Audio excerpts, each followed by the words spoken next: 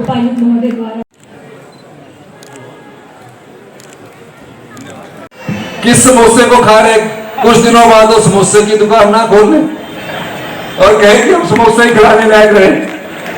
पर एक बात कहना चाहता हूं मैं, पिछली भारतीय जनता पार्टी ने आपकी संपदा को लुटाया है, हम आपकी संपदा के संरक्षण में बैठे हैं। दावे के साथ कह सकता हूं 1500 रुपया भी देंगे ओल्ड पेंशन स्कीम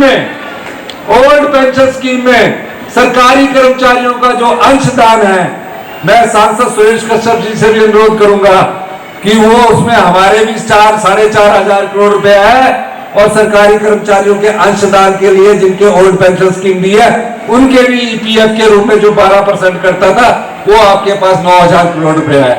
वो तो हमारे कर्मचारियों और अधिकारियों का पैसा है, हमारा पैसा है, हमें वापस कीजिए।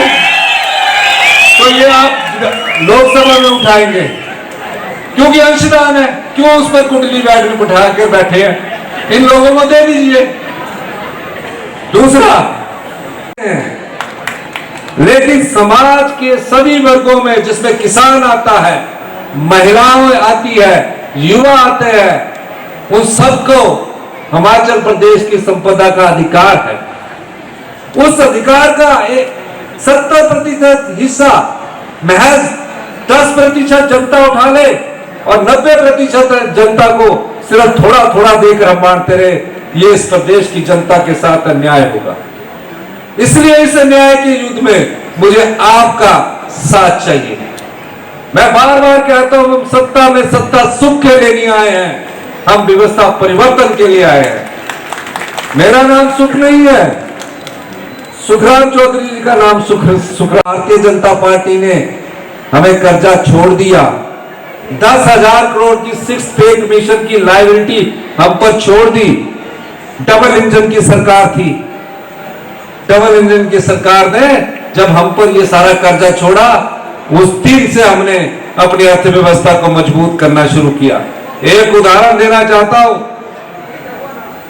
कि हमने कैसे 2200 करोड़ रुपए कमाया। खुलने चाहिए थे, चुनाव से पहले संस्थान खुलने चाहिए थे।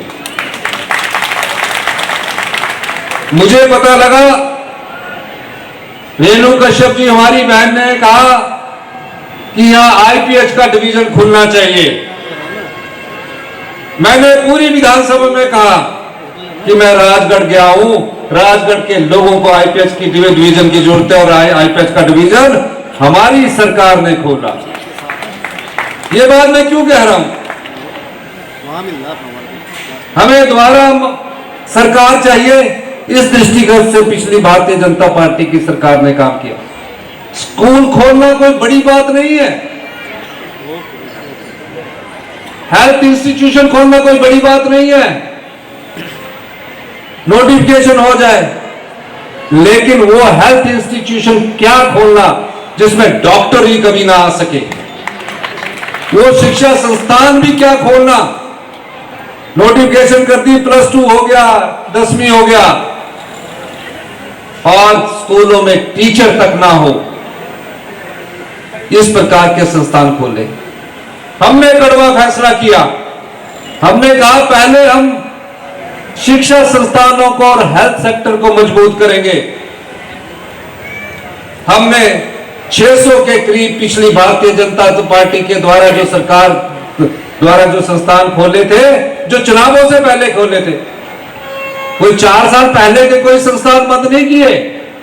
अगर आप 2 चुनावों से 3 साल पहले भी खोल देते तो भी मैं संस्थान बंद ना करता। चुनावों से राजनीतिक लाभ के लिए ऐसे संस्थान खोल दिए गए जहां नियुक्तियां ही नहीं हुई है, जहां डॉक्टर कभी जिंदगी में आएगा ही नहीं।